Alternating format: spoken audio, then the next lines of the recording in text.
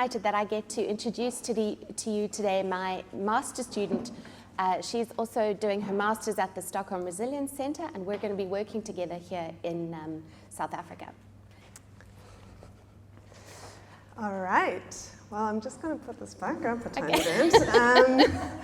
I'm super happy to be here. And before we get into this really nice and juicy topic, I just want to invite everyone who's able to get up. Yes, now. And stretch a bit. Yes, wonderful.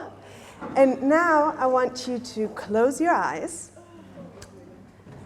and think for a second and answer this question for yourself internally.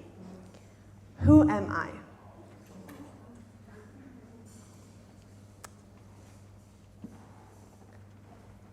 And now, think about how does who I am impact my work?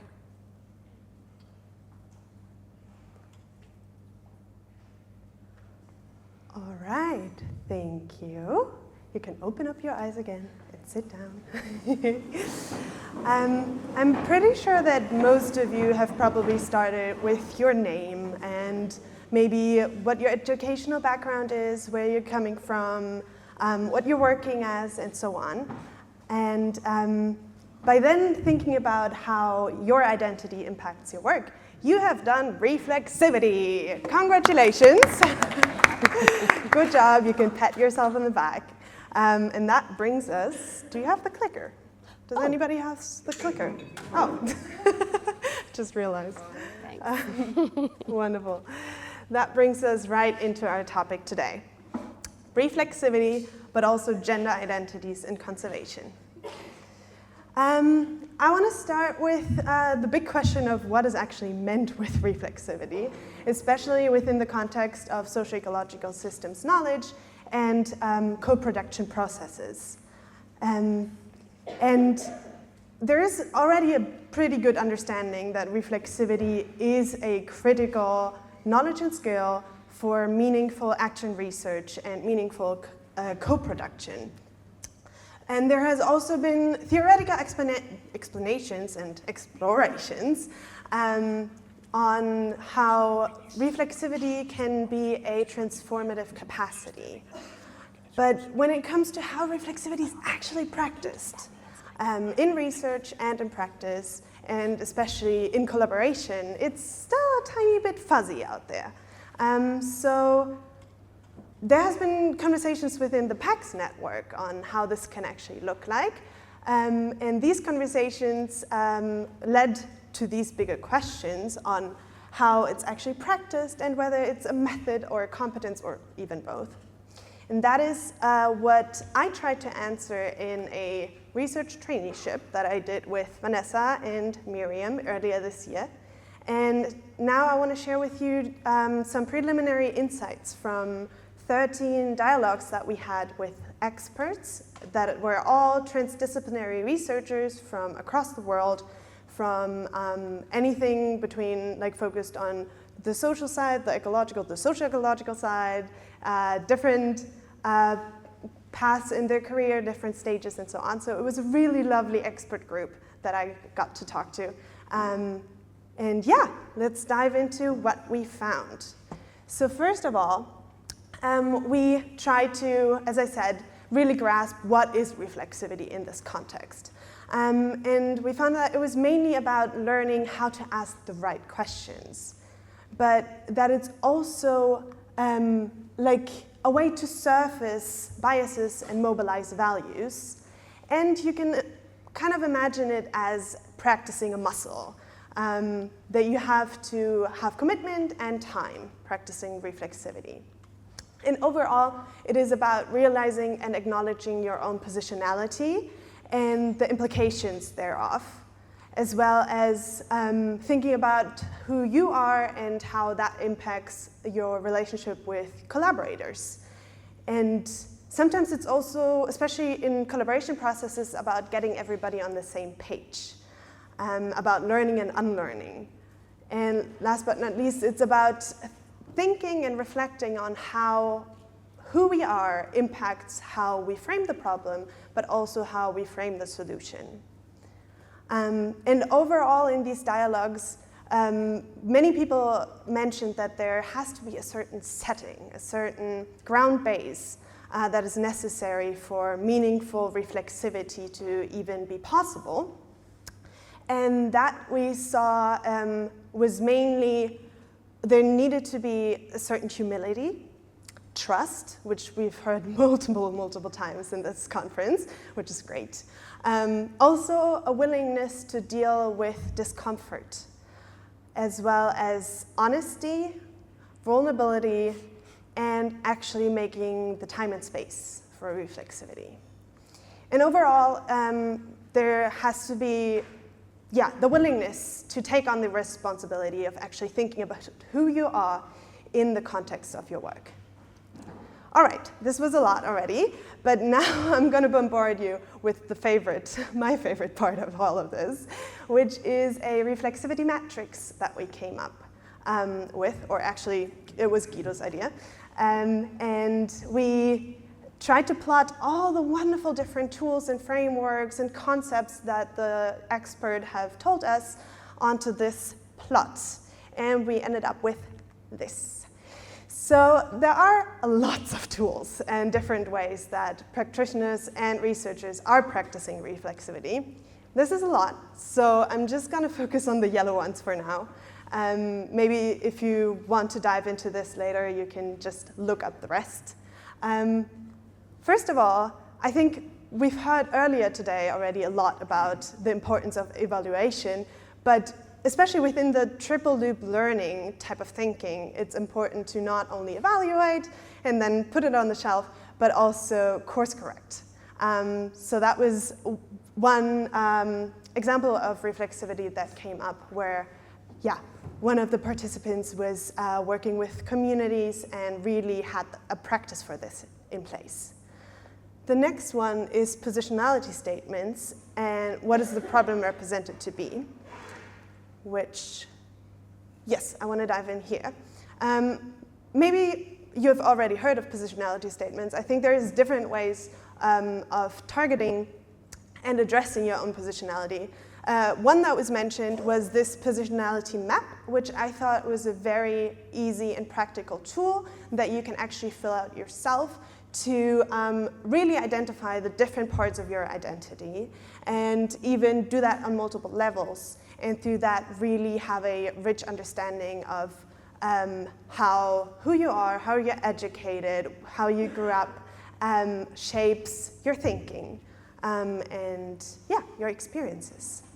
And then also somebody else mentioned case-specific positionality statements, which I think are not as popular yet, but those are really about being explicit about how you came, for example, to the research that you're doing, about how you're maybe part of the region or you grew up in the region that you're doing research in, and how you really, relate to everything. And a really great example is in these papers. And then another thing that is really popular within the SRC context currently is what is the problem represented to be concept, which comes originally from critical policy analysis, but it's just a set of really interesting questions that help you reflect on how it already starts when you're framing the problem, how that already is very much impacted by who you are and the experiences that you bring. All right, so to wrap up this part very quickly, answering the question, what is meant by reflexivity was complex, and I think we've got a couple of really nice ideas here. But whether it was a method, a competence, or both was really not that easy. I came to the conclusion that it is a continuum. So there's not one single definite answer to this. I think it really depends on the context. If you're practicing reflexivity more on an external or internal level, and then it can be either more like a method or structure, a competence or skill, or more as like a principle and responsibility. All right. Thanks, Lotta. So what are we going to do with this? What's next? So building on the competence of reflexivity, we are looking to apply the findings from this scoping exercise into an ongoing research project, one that I introduced at a previous GRIN meeting, so it might be familiar to some. And this is a project where we really are exploring who are we as conservation researchers and practitioners, and how does this impact research and conservation practices. So the project is funded through Formas at the Stockholm Resilience Center, and it's called Silverbacks, Black Mambas, and Deadly Women. It's about gender identities and transformation in our South African case and Australian. We have a case study in Australia as well. Lotta and I are working in the South African cases. So a little bit of the background of this. Conservation has largely in the global south been seen as a very alpha male or silverback dominated kind of space. And you can see this in the kinds of conservation practices we see: fortress conservation, green militarization, bro science. But of course we can see more and more that gender equality is a key target for large conservation organizations and decision making, but this is often treated as a women's issue. And we can see this with policies that are framing the solution as gender mainstreaming programs. And one of these, quite a famous one, is the Black Mambas, who are an all-female anti-poaching unit in the Lowveld. So what does it mean for these silverbacks and Black Mambas to work together? And how do all of these, how does everyone, with all of our different varying continuums of gender identities, how do we work together? And what are the experiences of conservationists in this space? So this broad study then we're really looking at the lived experiences of conservationists. And we have started some data collection in the Lowveld with both men and women, largely from private reserves and NGOs, and now we will be interviewing folks from sandparks and provincial organizations. And I'm very thrilled that Lotta will be helping us to do these interviews in the garden route. We're now adding the garden route to our Kruger case study. So she will spend her thesis time working on the question of how do these gender identities shape conservation practices, and how do we use reflexivity to navigate these really complicated and uncomfortable issues? All right, and a little bit about the methodology that we'll be using. We're doing photo voice, which is a really, really fun process, where participants get to take pictures themselves and use these pictures to reflect upon their own experiences, which allows for a deeper and critical discussion. And it also shows that the participants are the experts of their own lives and their own experiences, and will lead the interpretation. So it's definitely a co-production of knowledge situation going on. We'll start with some interviews, and then we'll take some pictures and talk about these pictures. So it's quite a simple setup. And for us researchers, we have a reflective process in this as well, where we'll keep a reflective journal to reflect on our own positionality and experiences and so on. But we're running out of time. Yes. So I'm just going to put this photograph up here. This is one of the photos that was taken by our participants. You can see, I don't have time to go into it, but we'd love to have a conversation over coffee if you're interested in seeing and hearing more. But the most important part of our presentation here is that we're looking for you. Ta-da!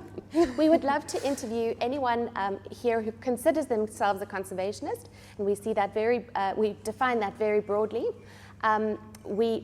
Please reach out to us. Lotta has made amazing QR codes. This one. Okay. This one. And we would love to include you in the study, and really it's a chance to hear your perspectives and have your voices heard. Thank you.